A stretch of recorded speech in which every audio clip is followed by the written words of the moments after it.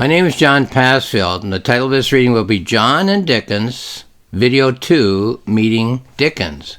So here's the novella, John and Dickens, A Christmas Mystery, with a picture on the front of John meeting Dickens, who's seated in his writing room surrounded by his characters, the Dickens characters. Here's a summary on the back cover. Writer John Passfield leaves his home, buys a coffee, and drives down to the shores of Lake Erie to perform a Christmas ritual, strolling along the beach at Port Maitland. It's something he's done for many years, but this year is different. This year, John suddenly finds himself in the writing room of famed Victorian novelist Charles Dickens, who sets out his new idea for a Christmas tale. Dickens invites John to watch rehearsals for the writing of the story, but as Dickens struggles through contentious negotiations with his amazingly independent characters, John wonders whether A Christmas Carol will ever be written. Okay, that's the summary. While driving down to Port Maitland on Lake Erie, John, the main character in the novella, thinks so intensely about Dickens and his novella, A Christmas Carol, that in the second chapter of his thought, John finds himself in the presence not only of Dickens, but a group of Dickens characters. So again, that's the picture. I can just hold it up again. But there it is. These are Dickens characters surrounding Dickens, who's seated in his chair in his writing room, and John is amazed to be there.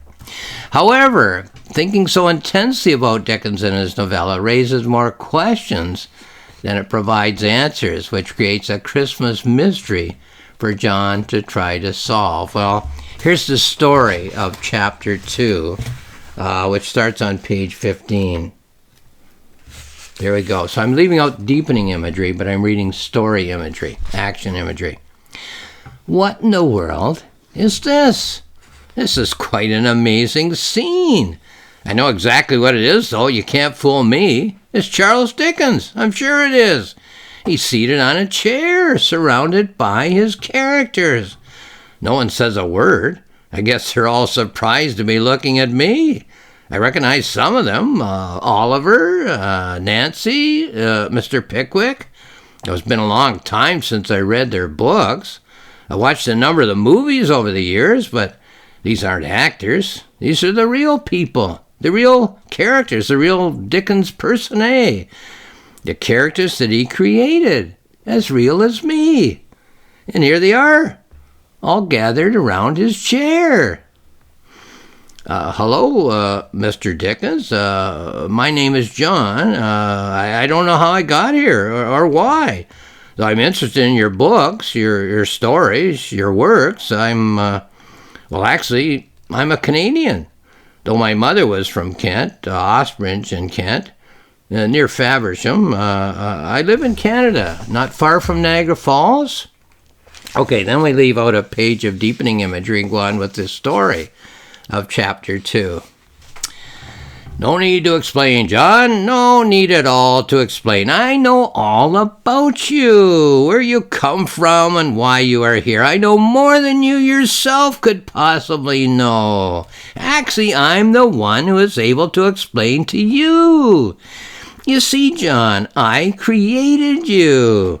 I'm going to make plans for you. You're an imaginary creation, one of the characters with whom I people my imaginary tales. You are an idea that has just occurred to me. John thinks to himself, the characters are gathered around Dickens. This is such an amazing scene, but it's almost deja vu because, well, I haven't been in this room. I sense that my eyes have seen all this before. I'm sure there's a famous painting or a drawing or a sketch of a similar scene. And I certainly know some of the Dickens characters, though for others I couldn't possibly attach a name. Sam Weller, Mr. Brownlow, Mr. Jingle. When they talk, I'll remember the voices, the way the voices are written in print. In Dickens, each character talks in a way that's quite unique. Dickens seems to be quite voluble. He's even telling me who I am. But, so far at least, not one of these people, these characters, has said a word. Okay, well then we skip another page of deepening imagery and go on with the third section of story in chapter 2. Niagara Falls. Of course, I was there, John. I was there. And that is where you come from, as you say. I was there on my American tour. I breathed a sigh of relief when I reached Canada, I'll have you know. The people there were so accommodating, you see. You are my first Canadian character, John. I look forward to our acquaintance. By and by, I'm sure, I'll imagine a story for you. John thinks to himself, Dickens seems quite welcoming, even eager to have me aboard. No one else seems to accept my presence. Perhaps I've intruded into their space. The Dickens world is nothing if not exuberant. This is quiet, almost serene. Can't say that it's not what I expected, as I didn't expect anything at all. I guess it's not what I would have imagined, say, if I were writing this scene. Mr. Winkle, the Artful Dodger, Mrs. Bardell. I don't see any Christmas Carol characters. It's not a cheerful Christmas gathering, that's for sure. Why would Dickens say or think that he created me? And why would the other Dickens characters, my fellows as it were, seem leery of me? Not far from Niagara Falls. Well, that explains your origins, John, for me. Not far from the cataract, I assume. Canadian by birth, with all that nationality entails. Of course, John. This explains the origin of the idea of you as it came to me. It was there that I was able to breathe fresh air. On my travels, on my journey, on my voyage, on my tour. I have made myself a Canadian. It might seem that I have conjured you out of nothing, as people assume that I do with all my characters, but I have conjured you out of more than empty air. Okay, we leave out another page of deepening imagery and go on with the fourth segment of John meeting Dickens. A balanced aspect of myself, John, as all my characters are myself, but a grounded character to oversee my affairs. A Canadian, the very person that I, or a part of me at least, would like to be.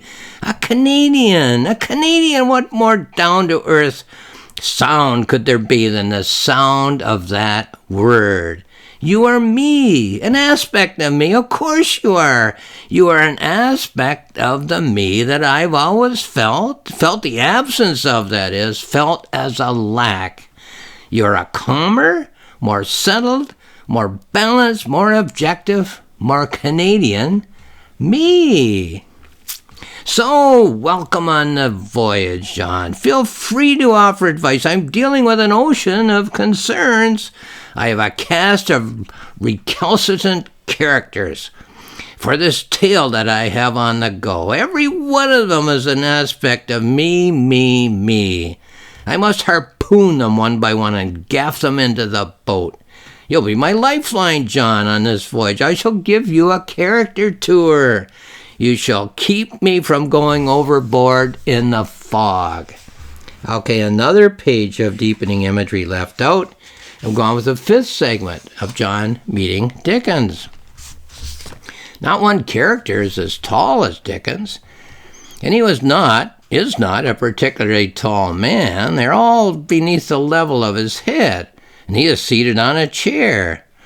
Not much movement as Dickens speaks. All are standing, all are looking, not at Dickens, but at me.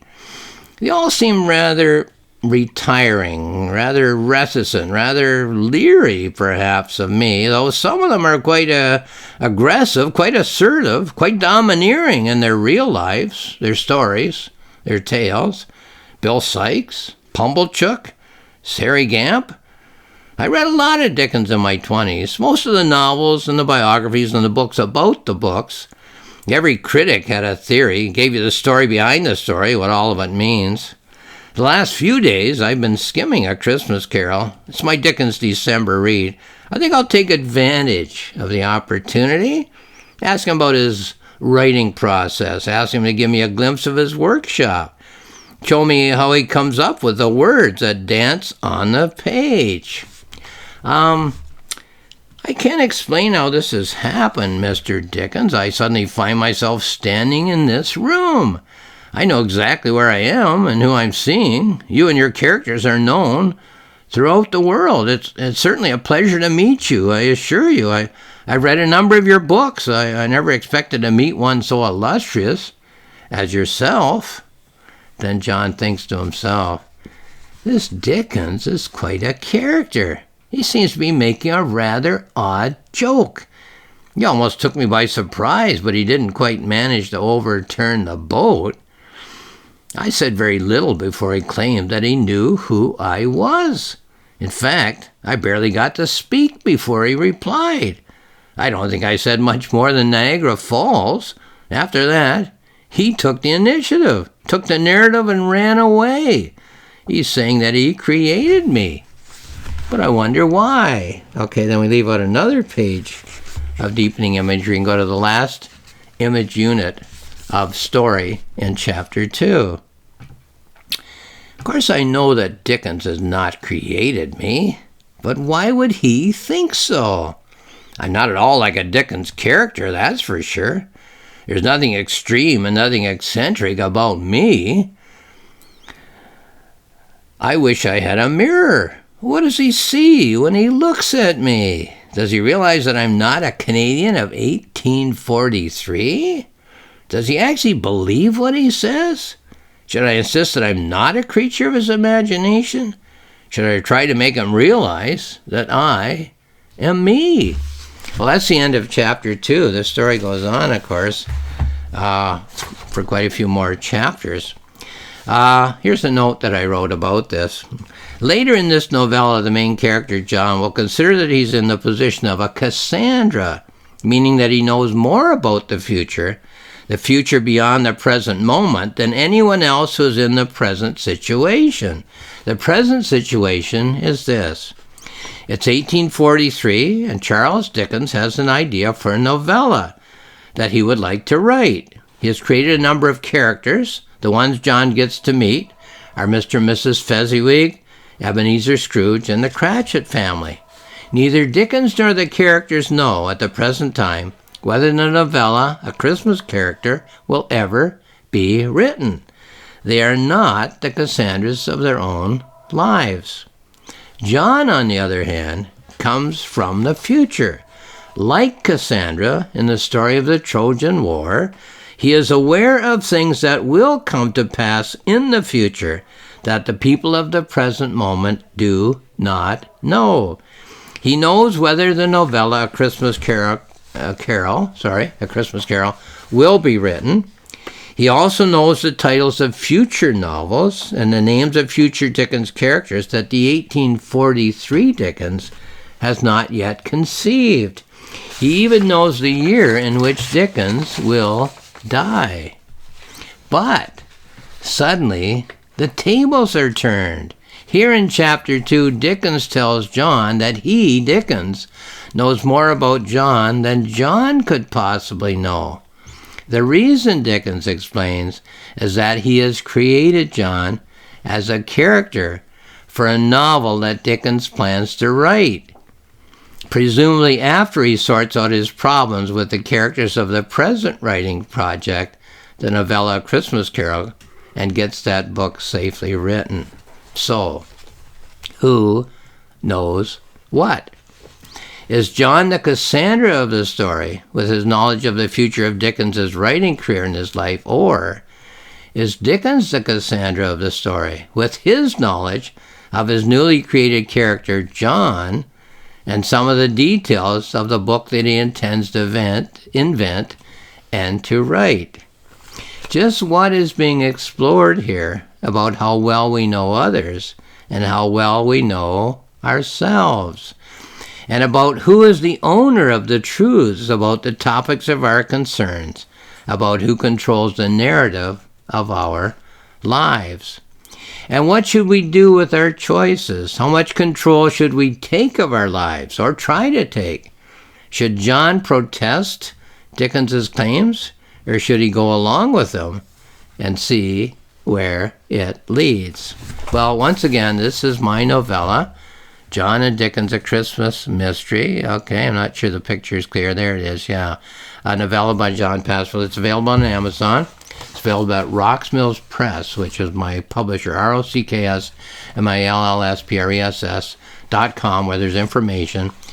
On my website, johnpassfield.ca, JOHNPASSFIELD.ca, there's information in the form of a planning notebook, a full-length book. Just click on the icon. You read about the writing process that I followed as I thought of this novella and worked out the details and wrote the text.